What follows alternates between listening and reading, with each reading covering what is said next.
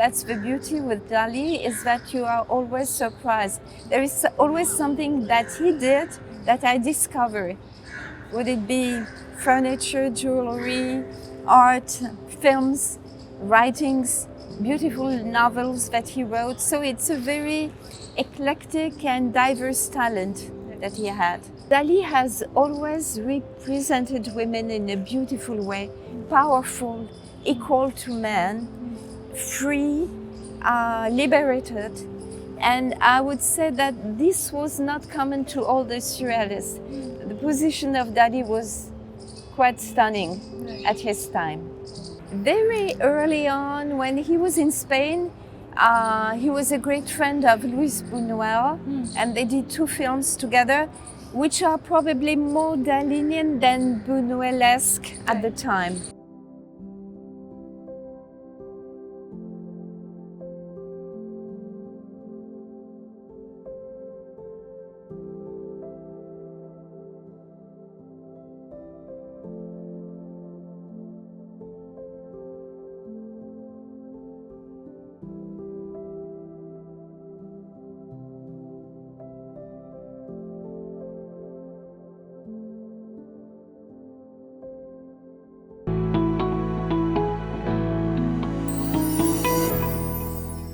Hello and welcome to Outlook Talks. I'm Apeksha and we are here today with Christine Argillet, who's the curator of the collection of Dali's paintings and etchings that have come to India.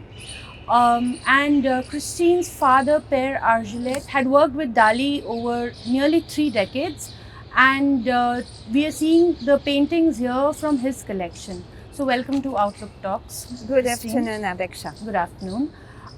First of all, we'd like to begin with talking about his fascination with India. Could you tell us a little bit about how and why Dali was fascinated with India? Well, I think that it comes from far. Dali was a very open-minded person. And just to tell you a little anecdote, when he was married to Gala in the late 20s, he went to 8 different places of worship. Not only Christians, but all kinds of worship to be sure to be married. He had this sense of universalism. So in the mid-60s, yes, he worked for Air India and he did this fabulous ashtray with the swans. And then when my father and I went to India in 1970, my father was an excellent photographer and he came back with maybe 500 different photos from a big tour in India and Nepal. Yeah. And Dali said, I'm very interested by this country. I see a parallel between what Westerners look for in this quest to the Orient and people of the Orient for the West. But it was not the first time he was working on some elements of destiny, of fate, links with the Orient. He has often represented yin-yangs, all kinds of animals, sacred cows. He represented tigers, he represented elephants. And the elephants, which are very common in Dali's works, are usually represented with very long legs and with a ray that gives sleep. And sometimes hypnosis. Right. So we have an etching here, which is present, which is called hypnose. And you have an elephant that brings this hypnosis. Right. Yeah. So Dali was very interested by all kinds of spiritual quests. I would say Buddhism, Hinduism, Arabic, Muslim, quest and spirituality. So he has represented all that through the years. He was very open to all those elements. Yeah. And he would see all the religions and the philosophies as a way to connect us and not a way to separate us. Yeah. Which is very important in this work. Yes. Yeah. And can any of Indian artistic influences be seen in his work? Like, Was there any Indian artist or artwork that also is reflected in his creations? Do you think that there is any sort of osmosis in that sense? I think it's more linked to the traditional Indian representation often. Then I must say that I don't know whose Indian artist he met, but I know that I see some connections, for instance, at the moment with Ghulam Muhammad Sheikh, who is a fabulous artist and who has this kind of fantasy background, this original way of perspective that Dali was looking at also. So I think there are many links, much more than maybe I know, and that's the beauty with Dali, is that you are always surprised. There is always something that he did that I discover. Would it be furniture, jewelry, art, films, writings, beautiful novels that he wrote. So it's a very eclectic and diverse talent that he had. So, could you tell us a little bit about his transitioning first from Impressionism to Surrealism, and then also dabbling with Dadaism and Cubism? Could you tell us as to what was it that motivated these experimentations? So he was born in Spain in 1904, and he was extremely talented as a child. So he was lucky enough to have a father who was not in the art field, but who loved art, who would take him to exhibitions, etc. And immediately he started as a kid to have works on Impressionism, be interested in rapidly on Goya, on Picasso, who was older than him. And when he was 17, he already exhibited with Picasso and Goya. So it's quite extraordinary to see this.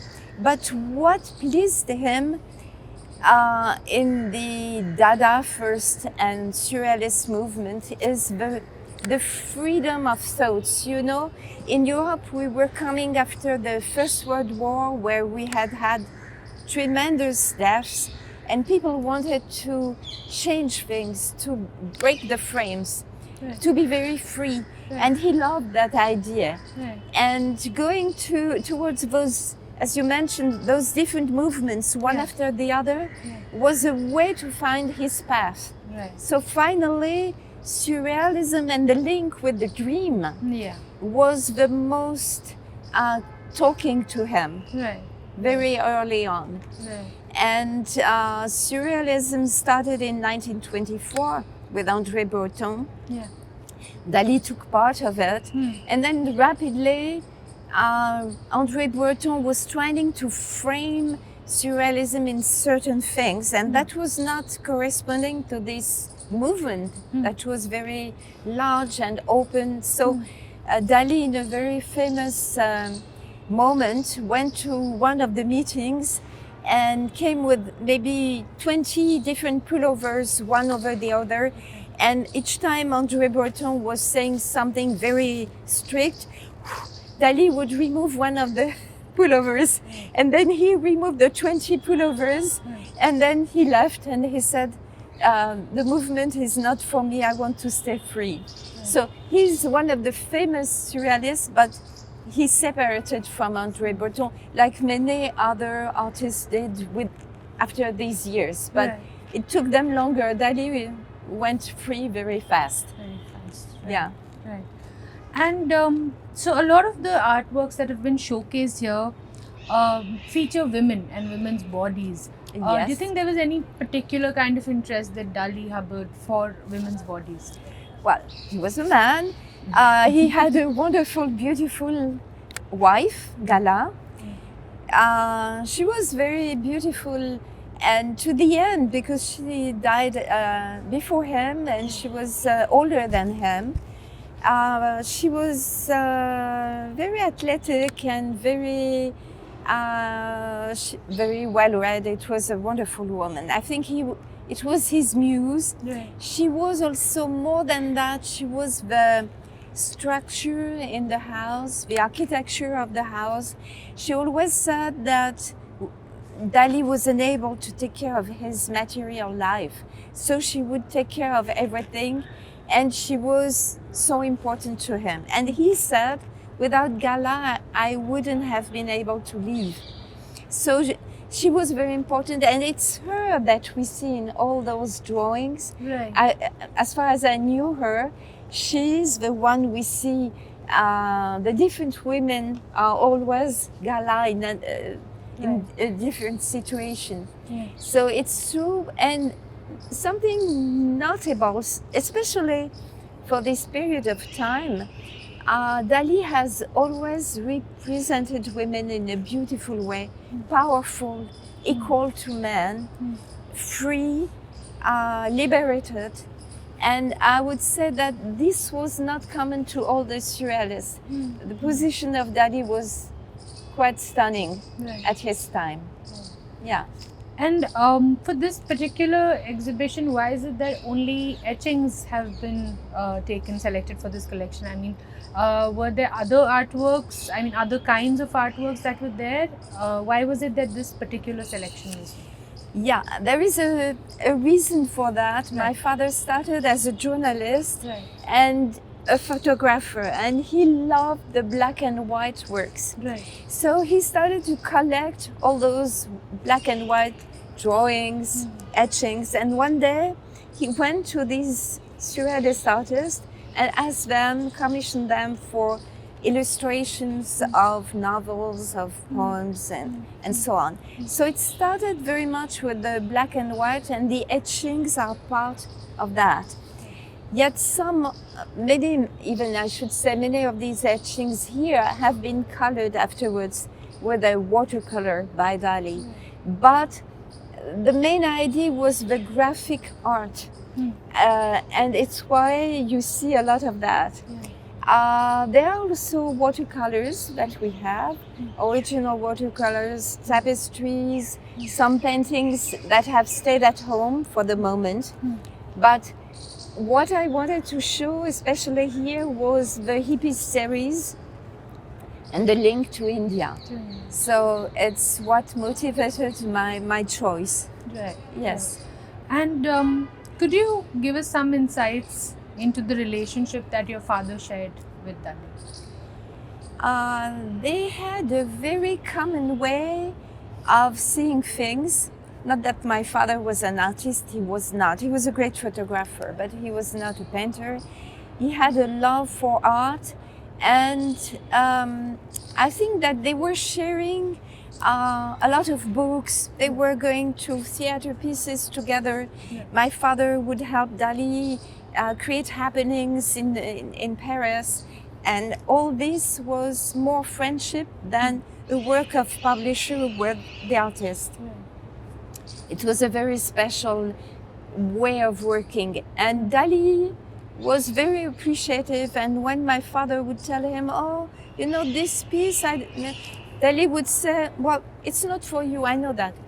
I'll give you another one." So it was always this kind of very flexible, kind, elegant way of working. It was sometimes fabulous, sometimes very difficult, because Dali would request impossible things sometimes. Like, could you install a grand piano in an oak tree and have the pianist play while I paint? And that could never be done. There were things like that which were difficult, but there were also wonderful things and elements which took place that would never have been thought before. So that was this kind of relationship, sometimes difficult moments, sometimes such an enthusiasm that my father let the other artists a little bit on the side to work only with Dali in the 60s, in the period of time that we show here. Right. And what are your most peculiar memories with Dali, like your early memories? You know, when I knew him particularly well, I was a child or a teenager. So my vision is due at that time of my life. I would say that He was always extremely kind. He was observing a lot the people, and often he would tell me, you put your foot this way, can you put it back that way? And he was looking at how I was turning, moving, smiling sometimes. And that was very kind of him. And that was, to capture maybe what a candid child is doing naturally without thinking. And he was looking for this true, genuine kind of thing. But on another side, he was extremely kind, and he would tell me when I was a kid, do you know how I can have my mustache move? So I would say, no, I don't know. So he would show me, he would take haute cologne mustache, and then he would add some herbs, I don't know which herbs, and then he would put them and put a scotch tape on it for a couple of hours, and then the mustache was like that, and he was doing this, and I didn't know how he could do that, and that was a lot of fun. One day I said to him, my mother always complains she doesn't dream, she doesn't sleep well, but she doesn't dream. And he was always speaking of dream. So he said to me, I was maybe 8 years old. He said to me, you'll take this flower, put it on your mother's night bed, and see what she says. And the next morning, I do it without my mother knowing. The next morning, my mother wakes up and she said, I don't know, it's maybe 10 years I didn't dream. This night I had a fabulous dream.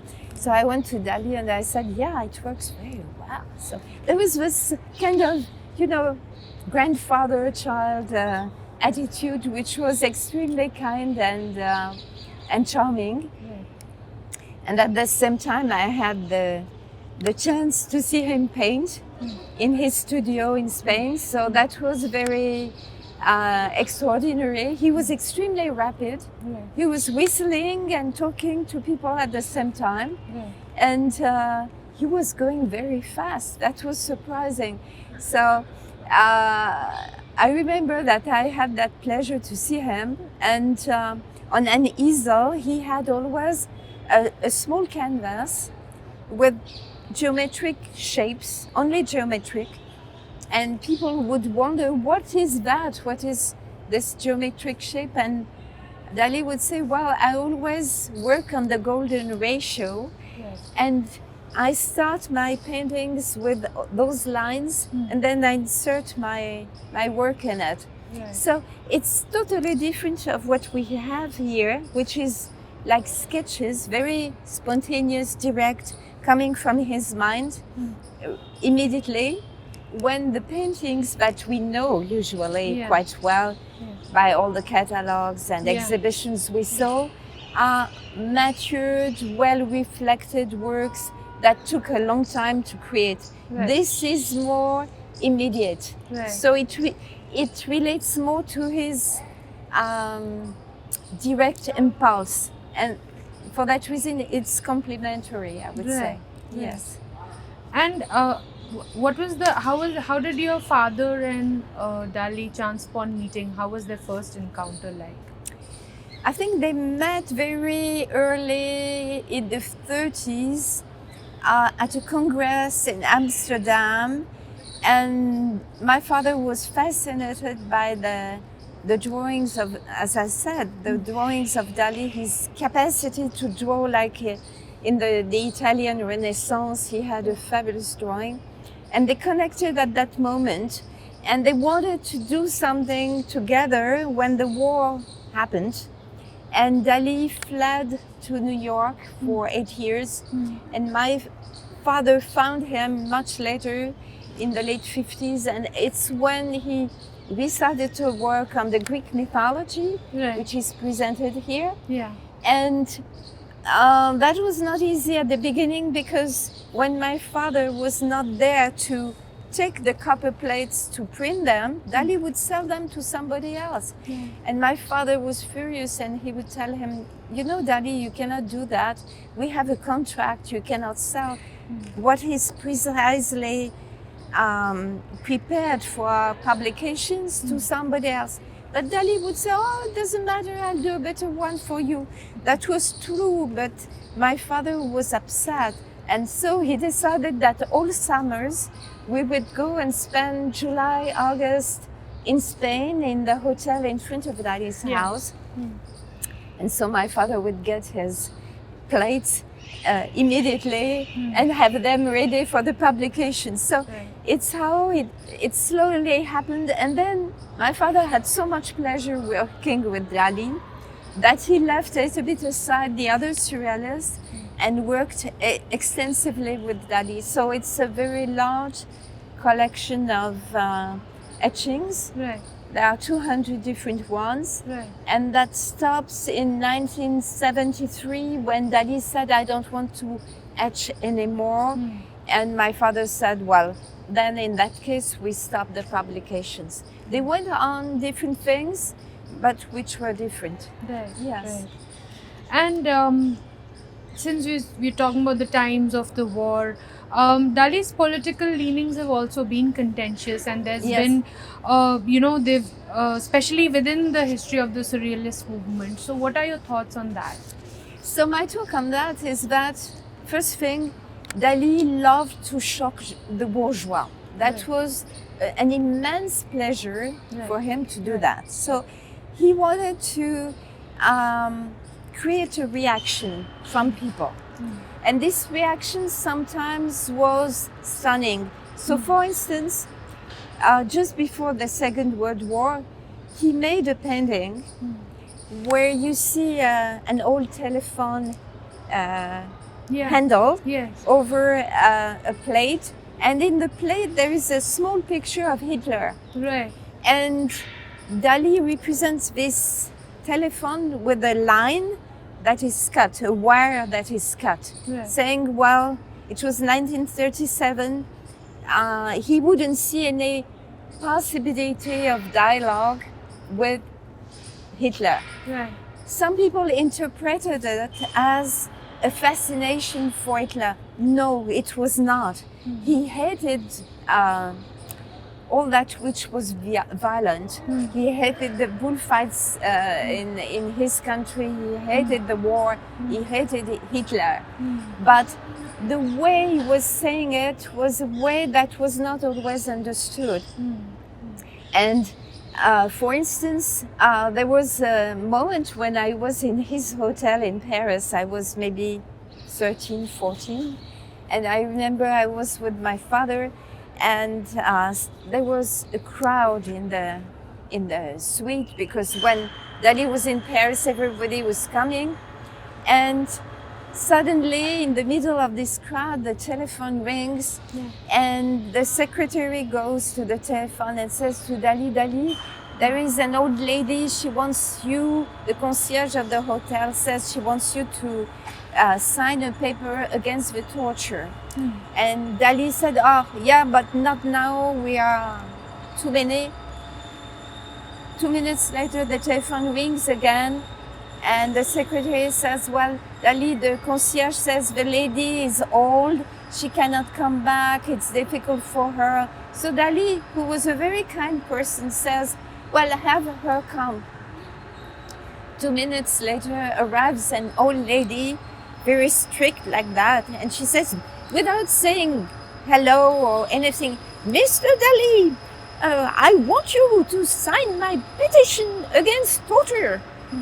Everybody stops, and then Dali says, but madam, I'm absolutely sorry. I love torture. And the lady goes and leaves. And the next day in the newspapers, Dali states that he loves torture. But everybody who was there knew that it was just a reaction to a stupid moment. But that was very badly taken. And that happened many times. And Dali was not understood for what he was, but he was absolutely not aware of the bad or the good he was doing sometimes, making statements that were badly interpreted on the first degree, I would say. Yeah. Right. So I just wanted to ask you that, do you think that if Dali were alive today, he would find the contemporary state of the world? Do you think he would find it surrealist? And is it like we are living in his understanding of reality? Do you think that that would be the case? I think that Dali would have always been interested by science, techniques, which he was in his time. He had often scientists coming to his place. He was discussing with them. It's how he worked on the DNA. At his time, he worked on the DNA on many of his paintings. He was interested by the holograms already and worked on them at the end of his life. I'm sure he would have been very interested to see how we virtually work these days. He would have certainly made NFTs, tried AI to create something as a tool, because he would have seen it, I think, as a tool. I think he would have continued this process, which was a little bit Leonardesque, to be at the same time in sciences and art. Politically, as I said to you, he was not understanding really well what was going on, but he had some main elements. He was extremely respectful of all cultures, all religions or non-religions. He was very, he was against the barbarism of the bullfights or what people had to do against animals. And I think that most probably he would have found a way to express his ideas. I'm sure he would. I don't know how, but he was so creative, yes. Just one last question about his penchant for cinema. And Dali was really intrigued by cinema. So what do you think drew him to the medium? Very early on, when he was in Spain, he was a great friend of Luis Buñuel, and they did 2 films together, which are probably more Dalinian than Buñuelesque at the time.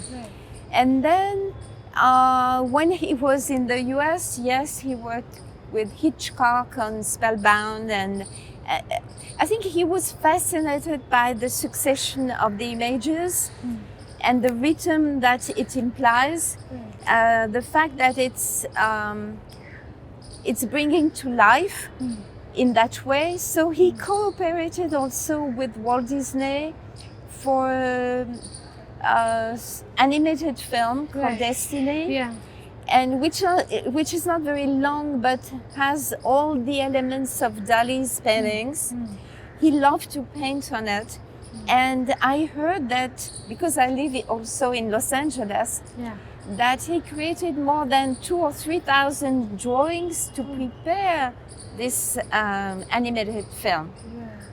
So he was passionate about it. And he did all this, all the drawings are made really page by page, image by image, by Dali. So he was very enthusiastic always to do something new. And I think the movement that you see in many of his works was something that was talking to him. Yeah, very much so. Thank you so much, ma'am. Thank you to you. Thank you, Apeksha.